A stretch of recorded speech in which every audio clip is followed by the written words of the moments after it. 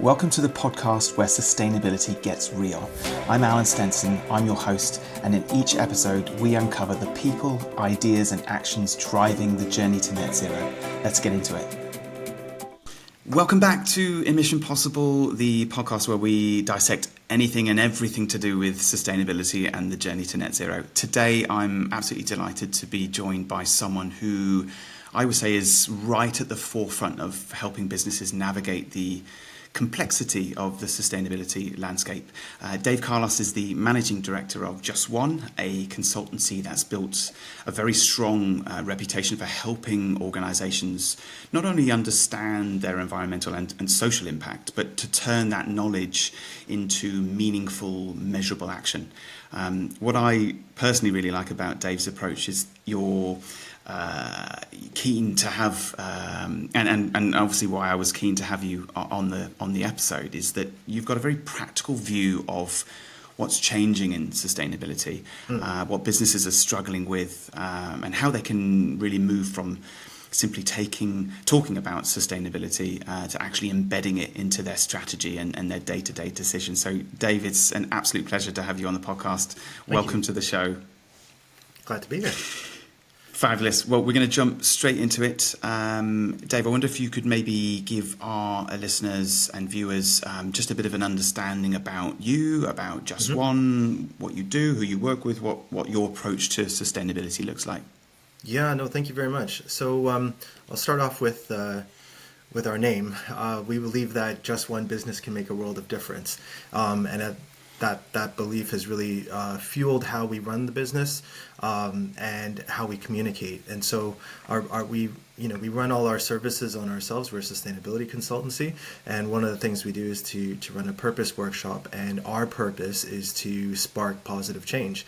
And we do that through multiple ways, of course, through sustainability services, helping our clients, but also through impactful communications, always trying to challenge the status quo.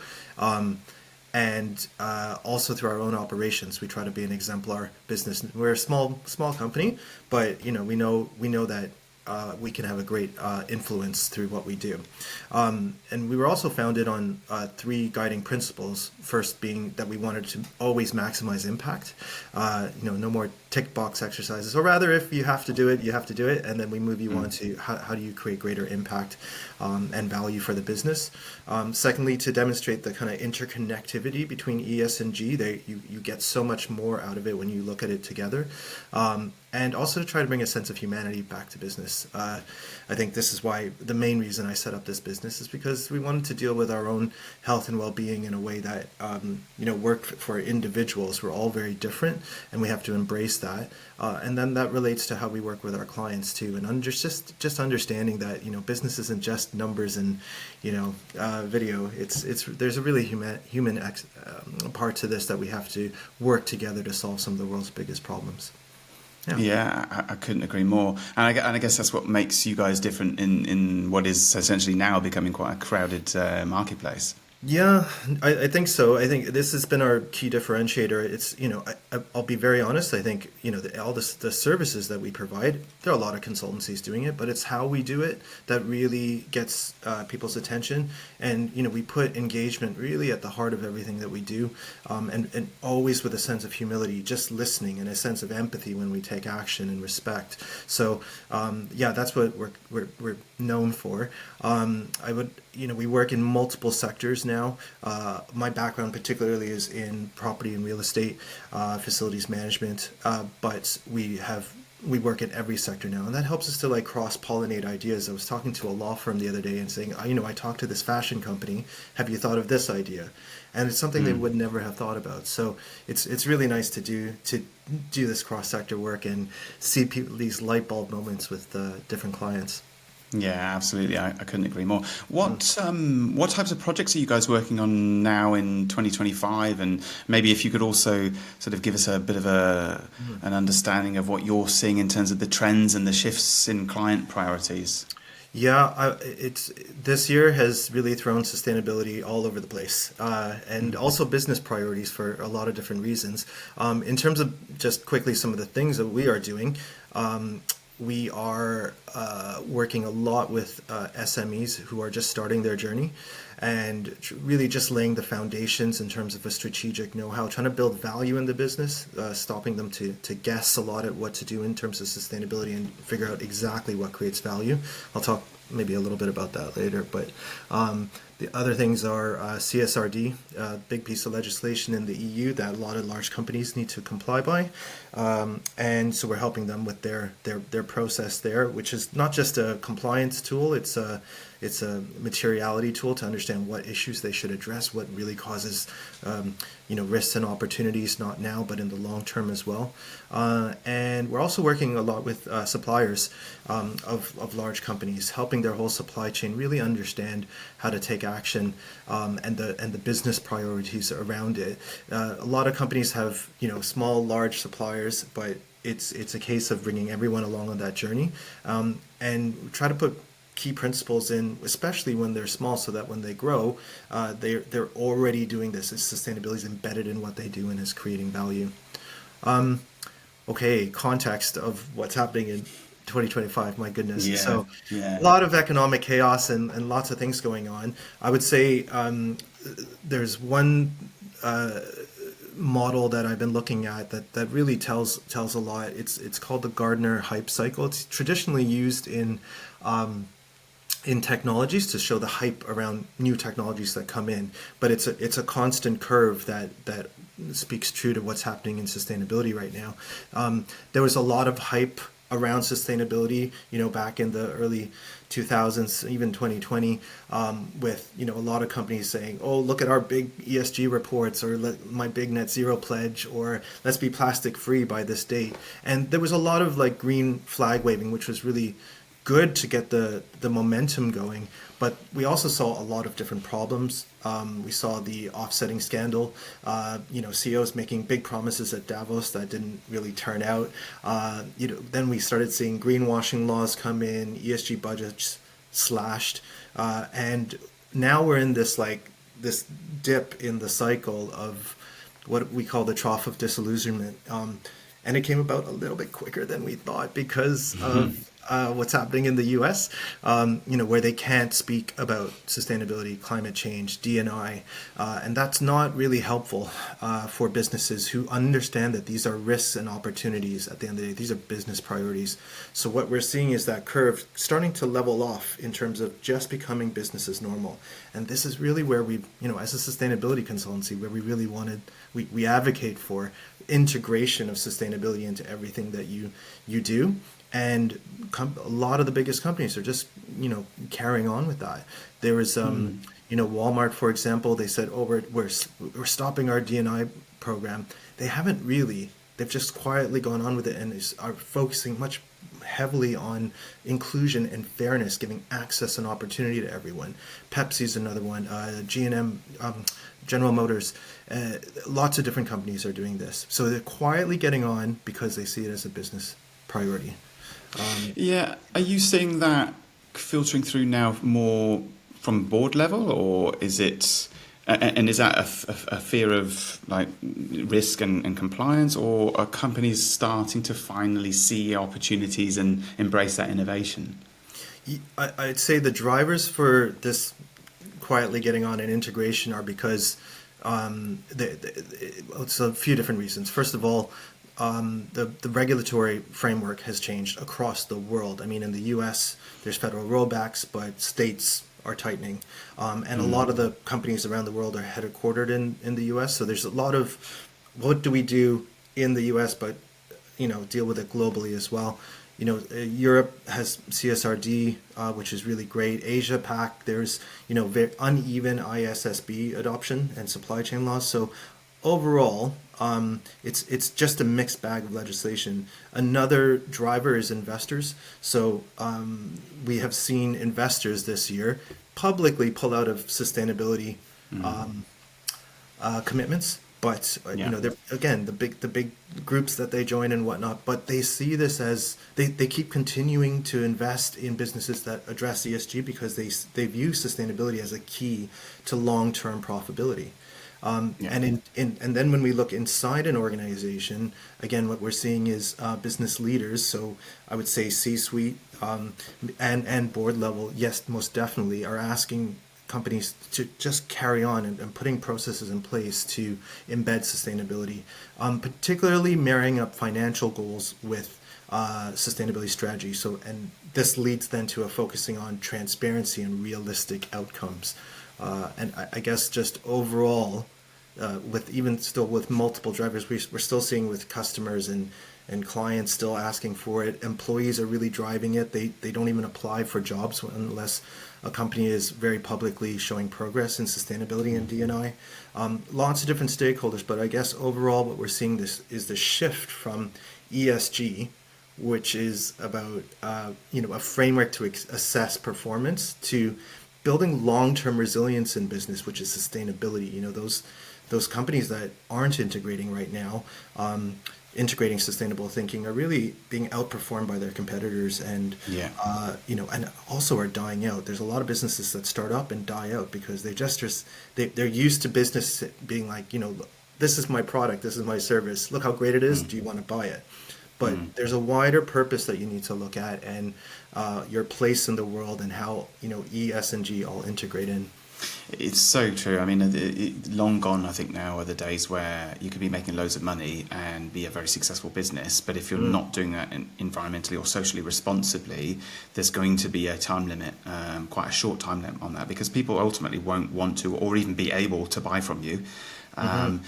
People won't want to work for you. It has to form part of the same level of priority. And equally, you could be the greenest company in the world, and if you're not making money, that's also not sustainable.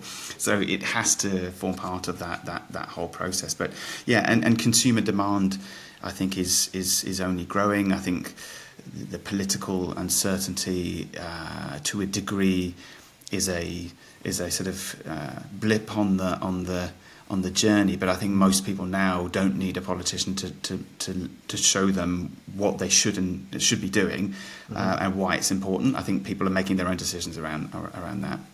Yeah, and I think the other thing to keep aware of is, I think as business leaders, we operate in terms of like what we know, and our own experiences and our own generation and what we've experienced. But when you look at what's happening with Gen Z, Gen A, and what they're actually valuing and what they look for, you have to understand consumer behavior, and they want to buy from and work with companies that are actually doing more than just selling their wares. They want to see companies really, taking action, because they are responsible for a lot of the social and environmental impacts in the world. Yeah. And they're very clued up. They know this. This is not in the 60s where you could just have an advertisement campaign being like, hey, look how great this is. And, oh, yeah, let me buy that. No, there's a lot of investigation that happens with consumers, and B2B in particular as well. Yeah, I totally agree. I think the new generations that come in are so much more aware and interested. And that's really what's shaping the ongoing journey. It's not business as usual anymore, and I think that's why you're starting to see, the classic old school sort of greenwashing falling by the wayside, because it simply just doesn't stack up anymore, and people can see straight through that, which is great, because it means that people, if you're going to make commitments, you need to be able to substantiate those commitments. They need to be transparent and credible, and you need to be able to back it up. Which is only a good thing.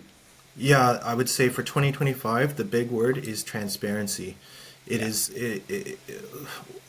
a lot happening around, not just from consumers doing investigation, but AI as well. And the other thing to realize is that a lot of the B2B companies that are out there that sell to other businesses, they forget that the generations are changing within those companies. So the people making decisions on who's procuring and why are based on new value set.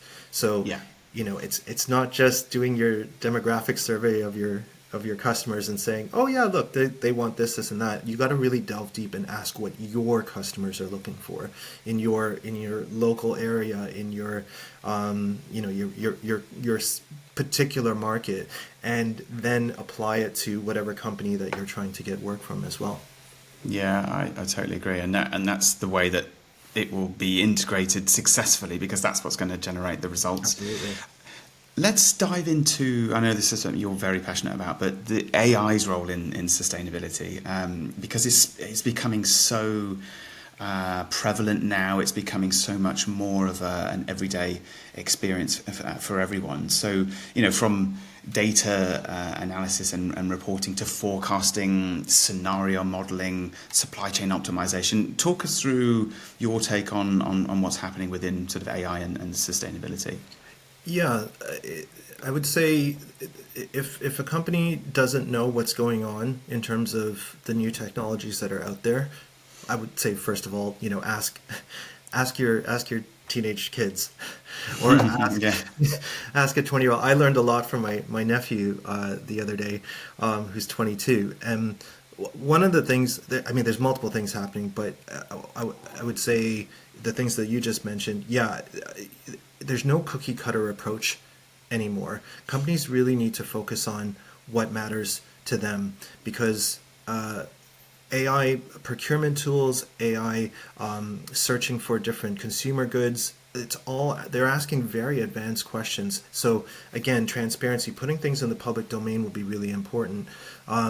When it comes to procurement tech, this is where we're seeing a real incredible risk. And the reason I found out about this is because one of our cleaning companies that we worked with was just seeing a decline in not just their sales, but like how companies would approach them for their work.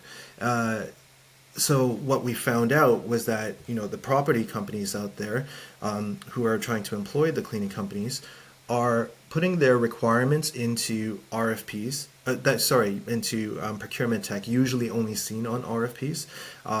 And the AI scours the internet looking for companies that comply by this. And then it comes back with short lists. So it'll say 100% of these companies meet your criteria. These ones are 80%. These are 60%. Then the human at the company says, right, let me engage with these on this short list and ask them further questions. They go onto their website and look for even more things. So if your ESG and sustainability progress and management tools, the governance behind it isn't all public, it's not being captured by these AI tools. And it's just a bit shocking to companies that realizing, oh, we're doing really a lot in terms of sustainability, but are you being transparent about it? The good, the bad, and the ugly, the management practices, the frameworks, how did you create your sustainability strategy? That is all needs to be captured, particularly by sectors like property, or where we're doing a lot of work in global mobility now, where these corporates and big companies are really clued up of what they are looking for. They want to see companies that they procure from to mirror their approaches and their ambitions, and the investment into making real progress. So AI, I would say, just generally, there's a lot going on. Businesses really need to be clued up specifically of what's happening in your market. And one last thing is in sustainability, as you mentioned, making sure those data tools are really advanced. There's a lot of human error that I've looked at over the past 20 years of us doing carbon accounting, or social metrics, all these sort of things. Nowadays, this can be captured really easily. So as a tool, it's not just something to be scared of. AI as a tool, companies should be really using it to really improve their sustainability, and really truly also engage with their consumer base. There's different ways to do that, which is a whole other kettle of fish. But yeah. Be aware of what's going on. Yeah, it's absolutely fascinating, and there's so many aspects to AI that can help improve efficiency and productivity. But what do you think some of the potential pitfalls are in terms of, maybe over-reliance, or oversimplification, or ethical considerations? Yeah, I mean, we're also seeing companies, especially the smaller ones who don't know particularly how to start off their journey, going on ChatGPT and saying, create a sustainability strategy for me. Now that cookie cutter approach just doesn't work anymore. It might get you so far, and it might even be good to start off with, but you have to really delve deep into what are your specific competitors doing that you need to do as a minimum? What are your customers asking for? Layer that on top. What are your suppliers having challenges with? What are your investors asking for? What is the science that is out there in terms of social science and climate science, the legislation, and all of those things, not just now, but in the future? What's legislation looking like 3-5 years from now? If you're creating a plan, you can't just ask ChatGPT to just say, do what's right for me now. You really have to delve deep. And this is why, when it comes to why customers choose us or clients choose us, is because we do that. It's a lot of people-based work. So I would say, yeah, in terms of just using AI as a tool for that, that's a big risk. So good place to start out, yes, sure, but get support in order to do it, and really deep know-how with experts. Yeah, absolutely. I mean, there's no getting around that. And as I said, for all the positive aspects of it, there's also an overarching environmental risk in terms of water consumption, massive energy consumption, land grab. There's some ethical issues in terms of AI, and that people need to be aware of that. And understand the impacts. I mean, it used to be that flying was bad, the airline industry is bad. We shouldn't get on a plane because it's bad for the environment. Which now, when you look at the impacts of the aviation industry, it's literally the online activity is now on par. So from a global driver of emissions, they're kind of neck and neck. But the difference between the two is the airline industry is actually reducing. Synthetic aviation fuels coming in. Hydrogen powered flights are going to be in by 2035, I think it is. Whereas the AI online activity is massively increasing, and it's only going in one direction. So the reliance on energy consumption and water usage, it has to be addressed, because we need AI to improve efficiencies, but we can't ignore the environmental risk of it. So there's a lot to be done, and there's a lot that people need to be aware of that perhaps they haven't been in the past. I'd say also there's social risk. When we think when for AI first started coming out, a lot of people are like, am I going to lose my job? Look what's happened to the creative industry, which is really tough because this is really where you need people. You ask ChatGPT to do you a diagram, an image, a whole report, it will do it for you. But is it going to be done in a way that actually has the true human creative spirit behind it, that has deep knowledge of like what you were doing as a business and who you're trying to target? I would say, in terms of job creation or destruction, well, look what happened when we had horse and carriages, and then the cars came out, right? People just reskilled. A lot less people know how to ride a horse or a carriage right now. But everyone will reskill, and it's the pace in which these technologies are changing means that there is a pace that humans need to keep up as well in terms of our skill base. The jobs of the future, yes, there is going to be a lot in coding and different technologies, but in everything that we do, even in sustainability, we have to keep up with those sort of changes, and we can't just keep trying to sell our own wares. We have to embrace change and constant change, and be open to that as business leaders. If you don't, you're going to be missing out on a lot further risks down the line and opportunities. So as I would say, as a leadership team, as a C-suite, your job is to keep up with technology and to keep changing your business based on multiple things, but including technology. Yeah, I couldn't agree more. And on that note, in terms of change and complexity, with so many new reporting standards and frameworks, and how, in your opinion, how can companies avoid that paralysis with so much in front of them on their plate? Yes. So there's a lot of picking and choosing of what issues to address. A company who's maybe starting out on their journey, what we see is, and it's a fairly educated guess of like, oh, I should do my carbon footprint. I should calculate my social value. I should have a D&I policy. I should look at health and well-being when looking at my employee benefits. All of these things, and these are good fundamentals that I would say every business needs, and most are actually doing. So the guesswork there that's happening is fine. It's when the guesswork starts to implicate new resources where they wouldn't be dedicated before. I'm thinking particularly of again, a law firm that we spoke to. And when we first started engaging with them, they said, look at our water saving program. We're doing this, we're doing that. We have low flush toilets. We have all this sort of stuff. And I said, hold on, you're focusing on water as an issue here in your sustainability strategy. That's great, but you have 5 offices. Your social impact is much greater than your water impact. Now, you should be focusing much heavily on that and putting resources and time and effort into it. It's not that you shouldn't be doing these things. It's just don't take so much time in it. They had a whole campaign around it, and it which is absolutely good. But don't guess. You should know. And so the double materiality process is you might hear that a lot in sustainability. Business leaders really need to understand what that is. It is looking at all the sustainability issues and putting them through a set of filters. Like I said before, what are your competitors doing? Legislation. What are your stakeholders asking? Your customers. All the science. Once you do that, you're left with a core set of issues, and you're able then to do this analysis of looking at what's important to your business versus what is the impact in the world. And importance, I mean like financial importance, brand value, all the different types of value that you have versus the impact in the environment, in society, with your customers, what they are all saying. Then you have this beautiful matrix where you can say, right, these issues up here are the ones I need to put the most resource next to.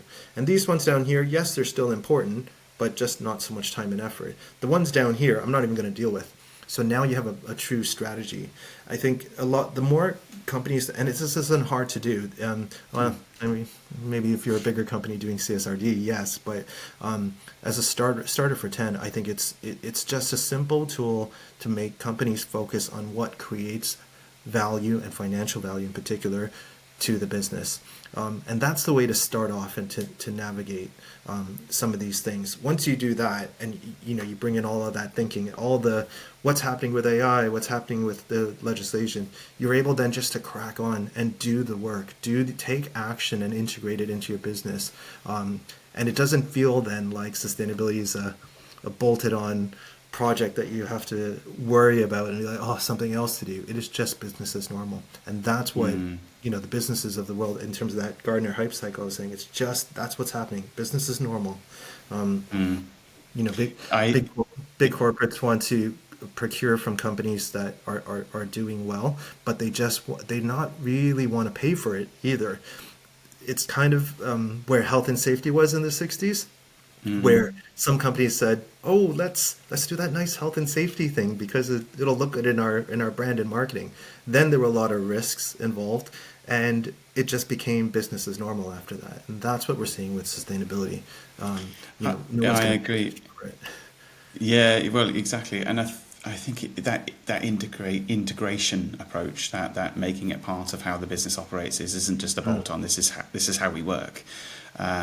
It's got to be key, because goalposts keep shifting. I think businesses are seeing other things that they now have to do, and there's sort of priorities changing. And I think if they've got sustainability integrated into their decision-making process, then it's naturally going to form part of whatever they decide to do. So goalposts can shift. It doesn't affect how sustainability is integrated into your offering, because it's part of how you operate, and it's part of every decision that you make. What would you say is, what is the best approach in terms of finding that balance between short-term compliance versus long-term strategy? What kind of advice could you give on that? So, and just before I delve into that, I'm going to correct myself on the last statement. I would say there, in terms of who pays for these new things within your business, I think companies want to see some fundamentals that they just won't pay for. Like, I don't expect to pay extra for health and safety, it's just integrated. But there are a lot of surveys out there that companies will, and customers will pay more for sustainably led services as well, because they see the value in it. There's a value added that they will pay for. So it really depends. Fundamentals, no, but innovation, yes. Sorry, and you said in terms of short-term and long-term. So getting those short-term compliance requirements in, but also how does that sit with regards to long-term strategy? So use those anything compliance in terms of legislation, or maybe your clients are asking for certain certifications out there, like EcoVadis or B Corp, or I don't know what they might be asking for. In real estate, there's a lot of different other ones. Obviously you need to do them, but use them as a tool to understand, look, this is where we are at now. These are our gaps, and then use that and feed that into your strategy. It is one of the things we look at when we create that double materiality strategy for a client. It would be, looking at what do you absolutely need to do as a minimum, and then, build that in, but also be like, right, so what is this legislation? Why is this legislation existing? What is the government's reasoning behind it? Are they trying to improve society? One of the key things that have changed this year, particularly in the UK, is the UK Procurement Act that is now looking for the government with the biggest spending purse is asking companies to demonstrate their social and environmental impact, and that will be a metric in how they choose. It's not just the smallest, the cheapest lowest price cost anymore. So short term, use it as a tool, but it's really that setting long-term goals based on those issues that you have picked out is really important, and that helps you ride the waves of change. If there's another pandemic or a war that disrupts supply lines, or it could be multiple things that are happening, protests in the world, things that affect your business, if you're able to keep an eye in the future on that long-term goal, you can create, your actions to get there, but if something happens, you can still keep your eye on it and still make changes in your business that transform it in a positive way, and you're mitigating a lot of those risks. So having short-term plans is fine, but long-term will really future-proof the business. Long-term goals is what will keep you, help you to survive as a business in this really weird climate that we live in now. Yeah, absolutely right, because the short-term advantage is the added value that you can provide, so that it's immediately apparent when somebody's buying your product or paying for your service, the value that you're providing them, but also that long-term business resilience. As you said, things can change, supply chains can be affected. If you're aware of what that could be and how much of an impact that could have, having that in place is absolutely key. But yeah, interesting that you mentioned about the Procurement Act, because obviously within public sector, that's probably going to start to get reflected in what's going to happen in the private sector as well. And being able to award points for the most advantageous tender. So in other words, a tender that can demonstrate how it's going to add long-term value to the client is going to score you higher in terms of that tender than just price. It's no longer now a race to the bottom in terms of price. It's what value. So if your product or service can demonstrate lower consumption levels, or reduction in carbon footprint, or added social value, better community care, whatever the elements are that are drivers of value for that contract, that's what's going to get awarded the highest points, which is great to see, because it's going to influence when you provide a product or a service, is it driving value beyond just the product or the service? And that's great. That's great to see. There's and understanding the reasoning behind it is really important too. So the government just doesn't want to spend money on healthcare. So improve air quality by reducing carbon emissions. They don't want to spend money on cleaning up waste. Well, sort that out. They want to have to create jobs. Well, what are you doing in terms of interns, apprentice schemes, creating access and opportunity to your jobs? Loads of these things the government wants to see it, and the Procurement Act is a good indicator of also what corporates are doing, like large corporates. They're doing the same thing, just not so publicly, through RFPs, through the AI procurement tools, all of these things. So, SMEs, supply chains, they need to really get their act together to do this. And it can be done. Yeah, and it absolutely can. And part of it is being aware of the expectation. If you're a service provider working for the NHS, for instance, the NHS have set 2 net zero targets, 2040 for themselves, 2045 for their supply chain. So if you're demonstrating your targets, anything later than 2045 is going to mean that you're immediately non-compliant. But it's also important to be aware that you can't just say, okay, 2045, then that's our target. You have to be able to substantiate how you're going to get to it by 2045. And they require that now by 2030. So businesses are really, that whole luxury of, we'll get round to that, that's gone. They need to know, well, okay, the steps that we now need to take, we need to be aware of what we can and can't do. And we need to be able to communicate on that in a credible and transparent manner, so that when someone is buying from us, they can make those decisions knowing that we're aware of what that is, and this is the plan of action and how we're going to do it. Yeah, no, for sure. The transparency is going to be absolutely key. And we're working with one company now who came to us that said, "Oh my gosh, my clients are asking for all of this. I didn't realize this legislation. We got to do this all now." I'm like, "Okay, yes, we can do this all now. But this is going to happen again in a year, in 2 years, in 3 years. Your customers are going to change their requirements. The legislation is going to change. The world is going to change. You need to look at those long-term goals and set goals that are really looking at all of these different changes in order to do that. Otherwise, your business is constantly going to be on the back foot and reacting instead of being proactive."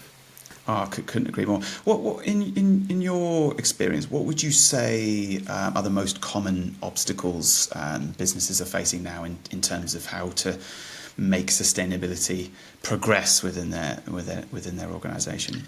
Yeah, okay, so there's some companies. Where do we start? There's companies that are doing really well in terms of their strategy. So all the process I said about materiality and setting long-term goals, they've done that. But I would say one big thing is that they haven't dedicated the resources to achieve it in the end.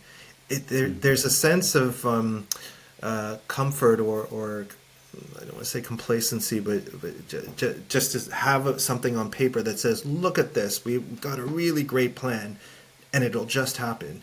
No, you gotta think about all the resources you need. If it's net zero, are you dedicating finances to actually transition out of different energy sources to renewables? Are you putting money? If you're a property company, are you investing in new technologies that will help you meet that goal in the end and actually save you money? Are you looking at different training opportunities for your teams? That's really important. Don't just have a plan and say, "Let's hope it happens." You got to actually build in the know-how in order to do that. One of the biggest problems I've seen is around culture. We got approached by a research company in the UK, and they had this most robust net zero program. They had the roadmap, everything very much detailed, but they came to us saying, "We're just not getting traction. We're not achieving what we need to." And when we delved deep into it, we realized that it was a culture problem. The employees were still taking business and first class trips around the world for one meeting and then coming back, or doing some research over here because there was a prestige around, I'm a professor or I have this accolade. I feel like I've earned the right to be able to do these sort of things, which is fine. But can that be replicated in another way rather than taking a business or first class? Do it where you need to. Absolutely. I mean, I've taken business class where I've needed to, hit the ground and start working. And and you kind of think, is what I'm doing there valuable to how I'm going to get there?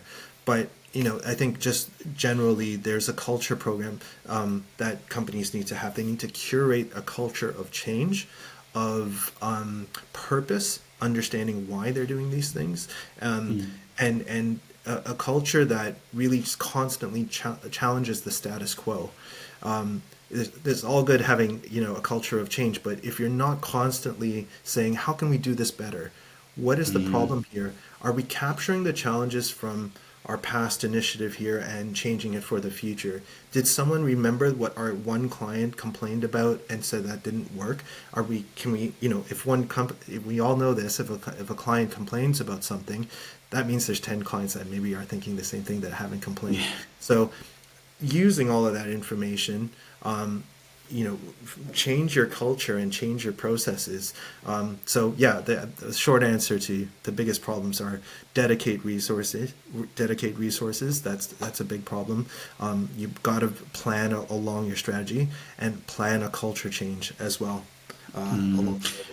Yeah, I was going to say, like, how best do they overcome them? And I think you've answered that, but I guess it's and you touched on this as well, but it's the awareness, isn't it? It's understanding that this isn't just about restriction and stopping people from doing things. It's about understanding the impact of the decisions that you're making. So we still need to do all the things that we need to do. Let's just do it in the lowest possible impact so that we can do it responsibly.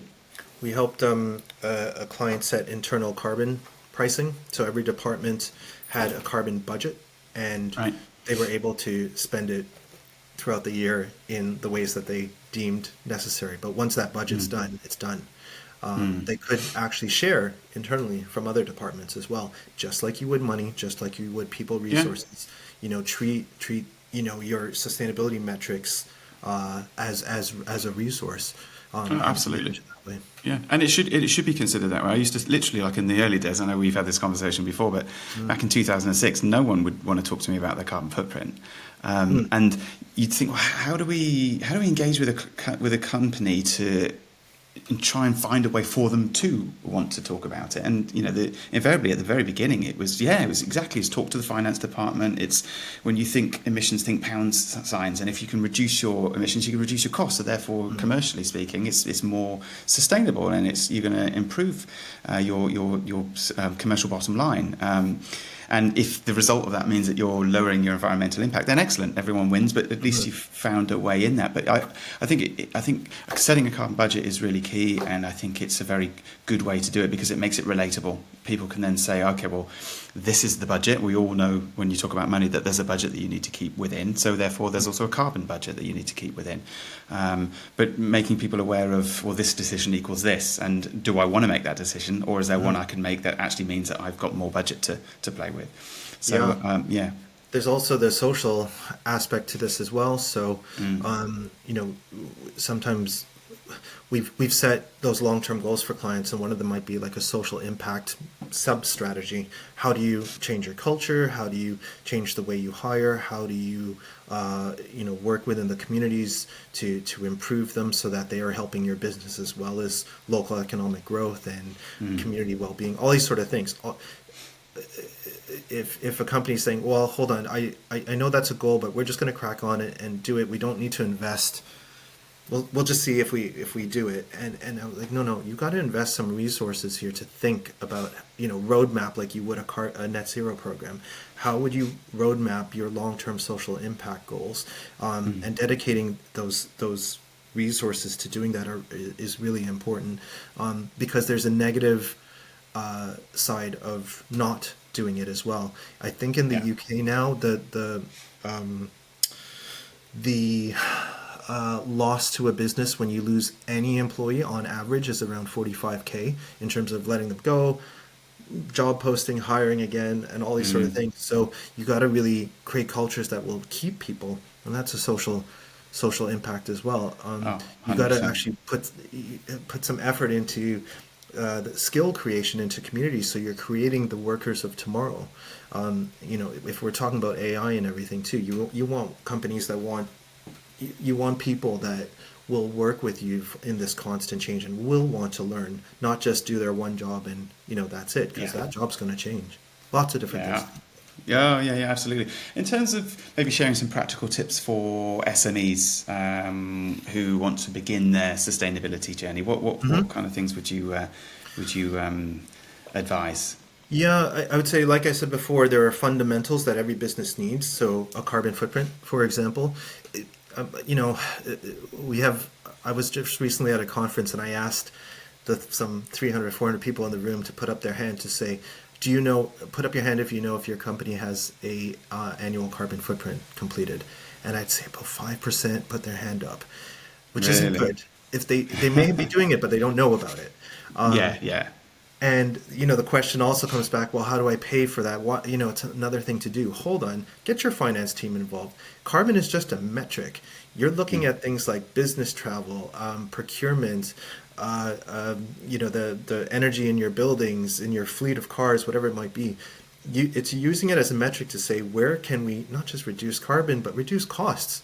How can we actually use that money saved? And companies are saving millions just by doing a carbon footprint. Use that money to fuel, whatever programs that you need to get it done. And it's not a lot Absolutely. to do a carbon footprint, as we both know. So, Yeah, in exactly. terms- It doesn't yeah, have to be, some sort of unattainable aspect of compliance. It's finding a way to really genuinely understand how a business is operating. So we have to do certain things to provide our service or provide our business or provide our products or whatever the company needs to do, and how they operate. But how does that translate in terms of impact, and how can we improve that so we can keep growing, like decouple carbon emissions from economic growth and become as successful as possible, make as much money as possible, just do it in the lowest possible impact, and that's better for business, full stop. Absolutely. There was this going back a few years now, but we did a first carbon footprint for a logistics company, and they realized that one of their warehouses was really high in energy use compared to the others. Now they didn't quite, just looking at invoices and stuff, they didn't really quite grasp it. What they realized is that some machinery was being left on overnight in that one place just because the employees weren't told to turn it off. It was slightly more complex than that, but essentially after doing that, saved them loads of money on energy bills. So I would say, just going back to your question, what do SMEs do to start out? There are fundamentals, so carbon footprint. Get your leadership team understanding these issues, and because it's not just your head of sustainability, it is your CEO, your CFO, your head of HR, your marketing team, your sales, your R&D. Everything you do as a business, this is integration, right? So there's we have just run a few leadership workshops for companies that just get them understanding the basics and get them thinking about their particular area and how to improve. And then I guess out of some other fundamentals, you do want to eventually look at your supply chain and help them. That's maybe a little bit more advanced for the bigger companies, but there are other things. We just started a sustainability starter kit, like a build your own kit, so that any business can come to us and say, right, we're going to do this. We're offering this like cheapest chips because we want companies just to take action.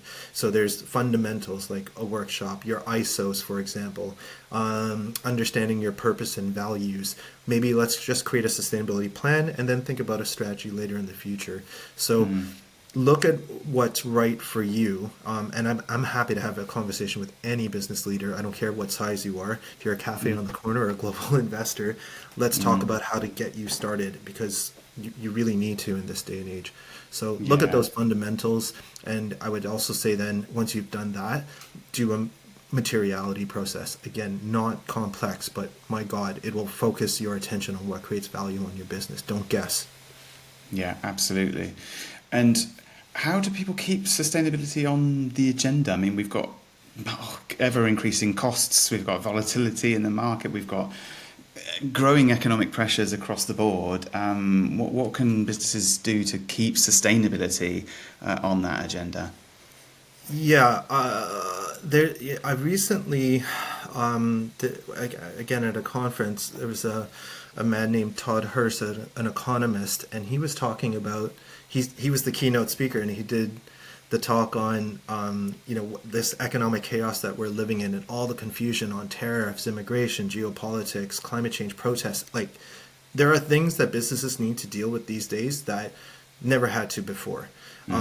So some of the things that they can do in order to, I'd say there's three key things that they can do. And this is really led by him, so I would go look him up, Todd Hurst. He said to us, and just before I tell you, it was interesting that all of these are people-based solutions to economic problems. So he said, First of all, articulate your story, understand your purpose. And when I heard that, I was like, I was clapping my hands because I think companies that just, go off selling their product, like, look how great my product is, just they don't get so far. Understand why you exist as a business and the impacts you have. And if you can articulate that story, you will get buy-in internally. You will change your culture. You will bring customers along with you on the journey. You will get suppliers that want to change their processes as well. So articulating your story, number one. And this is purpose. Again, helping. We've run that workshop on ourselves and other companies, and it is so eye-opening. It's my favorite workshop to run. And we are always saying, before you create a strategy, do this workshop.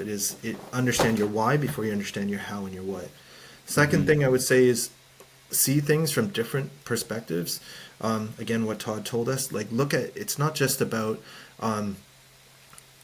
creating really robust strategies and plans and targets. This is about understanding people's different needs, priorities, and barriers.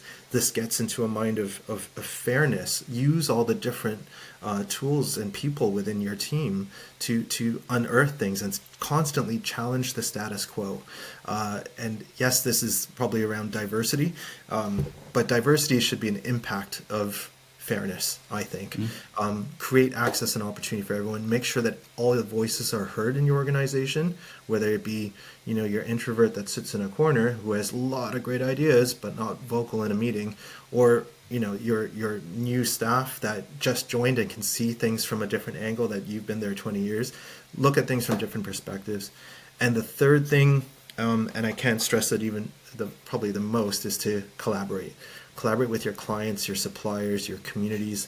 Again, don't try to do everything internally as within a bubble and then do something great and say, hey, let's do a campaign. And those things are great. But when you do it with co-creating ideas with all your different stakeholders, you're able to achieve a lot more. And again, wider impacts than just the things you can see in a business. So yeah, articulate your story, see things from different perspectives, and collaborate with everyone. Love that. 3 excellent takeaways. I love that. Absolute pleasure to have you on the pod. How can people find out more about you and JustOne? Yeah. Definitely, I would say follow me on LinkedIn, Dave Carlos. But also go to our website, justone.uk.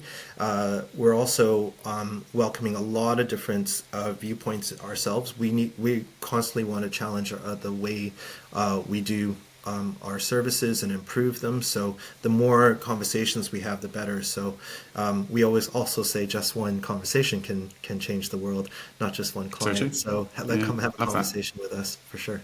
Love that. Excellent. Thanks, Dave. I'm genuinely always a pleasure to catch up with you, and glad that I could finally get you on the pod. Thank you so much. Thanks for listening to Emission Possible. If today's episode sparked an idea or presented a challenge, please reach out and let us know. Subscribe, share, and stay tuned, because net zero is absolutely possible.